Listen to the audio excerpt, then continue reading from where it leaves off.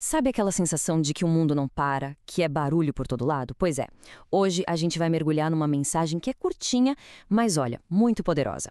Ela fala sobre encontrar força justamente onde parece não ter nada, no silêncio. Vamos descobrir juntos como a quietude pode ser nossa maior aliada. E o ponto de partida é uma ideia que pode mudar tudo.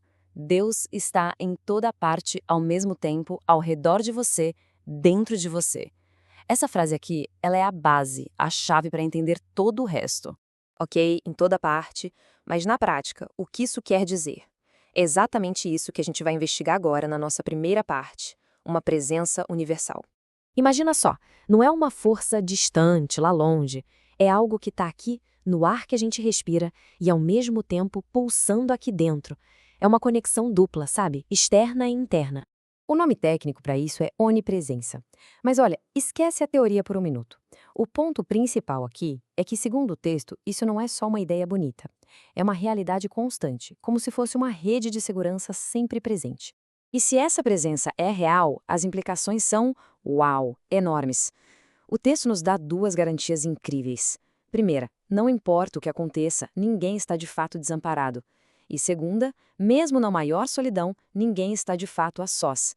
Já parou para pensar no poder dessas duas ideias? Tá, mas espera um pouco. Se essa conexão toda é real, por que tantas vezes a gente se sente tão só, tão sobrecarregado? É aqui que a coisa fica interessante e a gente entra no desafio interior. A grande questão é essa: se o suporte está sempre disponível, o que é que nos faz sentir sozinhos? O que corta essa conexão com a fonte de força? A resposta, olha, pode estar mais perto do que a gente imagina.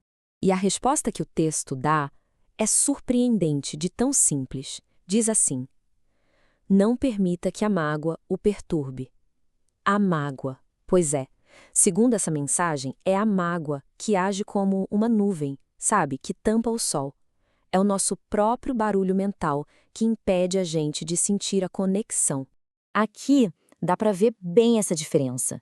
De um lado, a tempestade interior que todo mundo conhece, o desamparo, a solidão, a perturbação. Do outro, o potencial de paz, que o texto diz que é nosso por direito. A grande jornada da vida, talvez, seja simplesmente cruzar essa ponte, sair da perturbação para a calma. Beleza, mas como é que se atravessa essa ponte? Como é que se acalma essa tempestade? Bom, o texto oferece um mapa, e o nome dele é O Caminho do Silêncio. É um método prático para a gente achar essa reconexão. E o método é tão simples que chega a ser radical. São só 2 passos. Primeiro, ativamente manter a calma. Não é reprimir, não. É encontrar o olho do furacão. E a partir daí, vem o segundo passo: ouvir a voz silenciosa. É só sintonizar, sabe? Achar a frequência daquela parte da gente que nunca entrou em pânico, que sempre esteve ali. E o que seria essa tal de voz silenciosa? Não, não é para esperar ouvir palavras, não. É mais como uma intuição profunda, uma certeza que brota quando o barulho da mente diminui. É a nossa bússola interna, que a gente só consegue ler quando a água está parada. Tudo bem, mas vale a pena o esforço? O que se ganha de verdade trilhando esse caminho? A gente entra agora na parte final para ver os resultados: força e descoberta. O texto promete 2 transformações gigantescas. A primeira, bem prática, para o dia a dia: ganhar força para superar as dificuldades. A segunda é ainda maior: a capacidade de descobrir a verdade. São promessas de puro poder e clareza.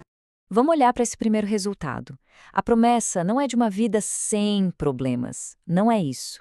A promessa é de se tornar maior que eles. É desenvolver uma força interna, uma resiliência para encarar todas as dificuldades, não com medo, mas com coragem.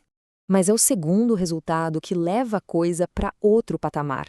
O texto diz que se pode descobrir a verdade que existe em todas as coisas e pessoas. Isso é muito mais do que resiliência. É uma verdadeira revolução na forma de ver o mundo, de ver os outros e de se ver. E é aqui que o texto nos deixa com uma última e imensa pergunta no ar. Ele não dá a resposta pronta, só aponta a direção. Então, fica a reflexão para todos nós. Se essa verdade existe mesmo em tudo e em todos, como seria o mundo se a gente começasse a procurar por ela?